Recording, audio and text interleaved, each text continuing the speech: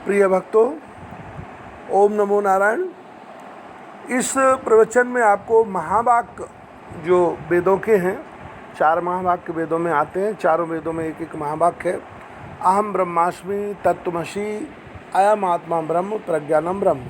इन चारों महावाक्यों के बारे में जो है वो आपको जानकारी उपलब्ध कराएंगे। महावाक्यों के बारे में विचार करेंगे, श्रवण कीजिएगा।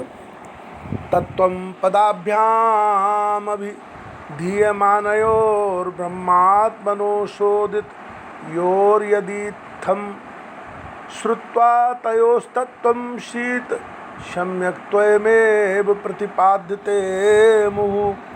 तस्तुमसि ये छांदोग्योपनिषद का महावाक्य है। 6-8 आदि वाक्यों के तत्व और त्वम पदों से शोधन करके कहे हुए ब्रह्म और आत्मा का श्रुति के द्वारा बारंबार पूर्ण एकत्व प्रतिपादन किया गया है। एकम तयोर्लक्ष्ये तयोर्वाच्योर्निगध्यते अन्योन्य विरुद्ध धर्मणो खद्योत भान्वोरिव राजभृतयो कूपाम्बुराशयो परमाणुमेर्वोः। उन शूर और खद्योत, जुगनू, राजा और सेवक, समुद्र और कूप तथा सुमेरु और परमाणु के समान परस्पर विरुद्ध धर्म वालों का एकत्व लक्ष्यार्थ में ही कहा गया है, वाच्यार्थ में नहीं। तयोर्विरोधो अयमुपाधिकल्पितो न वास्तवा कश्चिदुपाधिरेषा ईशस्य माया महेदादि कारणम जीवस्य कार्यम शृणु पंचकोशम। उन दोनों का यह विरोध उपाधि के कारण है और यह उपाधि कुछ वास्तविक नहीं है। ईश्वर की उपाधि महत्त्वादि की कारण रूपा माया है तथा जीव की उपाधि कार्य रूप पंचकोश है। आगे भगवान शंकराचार्य जी महाराज कहते हैं,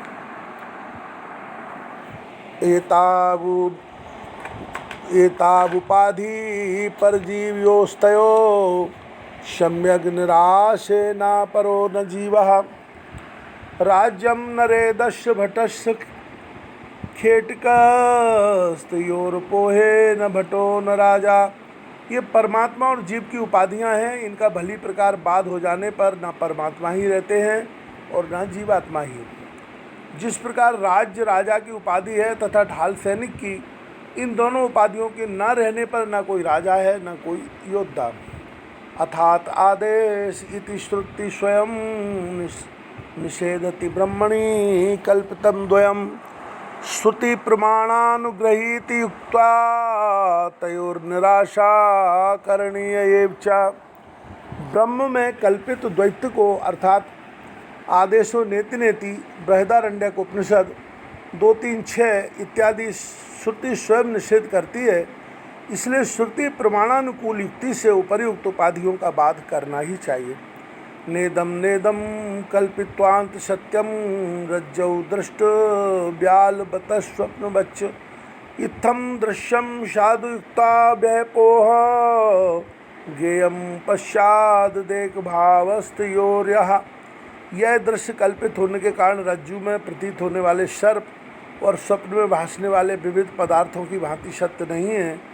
ऐसी ही प्रबल युक्तियों से दृश्य का निषेध करने पर पीछे उन जीव और ईश्वर का जो एक भाव बच रहता है वही जानने योग्य। ततस्तुतो लक्षणया सुलक्षो तयोर्खंडे किशत्व सिद्धये नालम जहात्या न तथा जहत्या किंतु भयार्तात्मिक एव भाव्यम।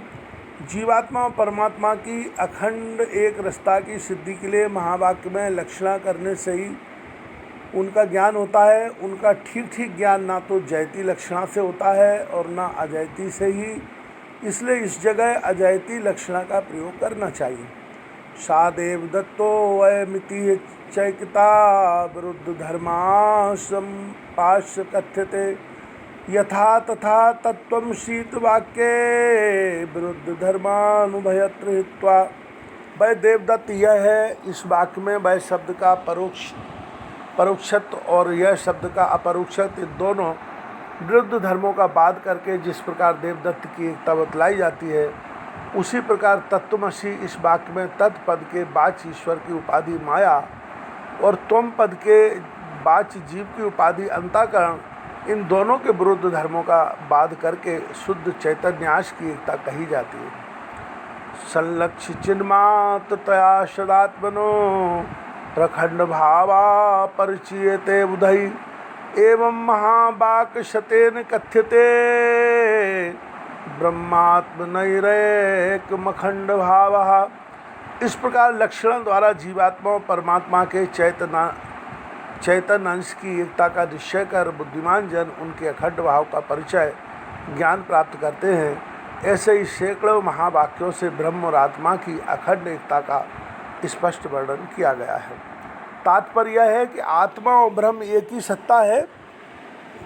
जब तक ये हमें पक्का दृढ़ निश्चय नहीं हो जाएगा तब तक ये जन्म मरण का फंडा समाप्त नहीं होगा। इसलिए हमें ये तय कर लेना है कि आत्मा और ब्रह्म एक ही सत्ता है, ये दो सत्ताएं नहीं हैं।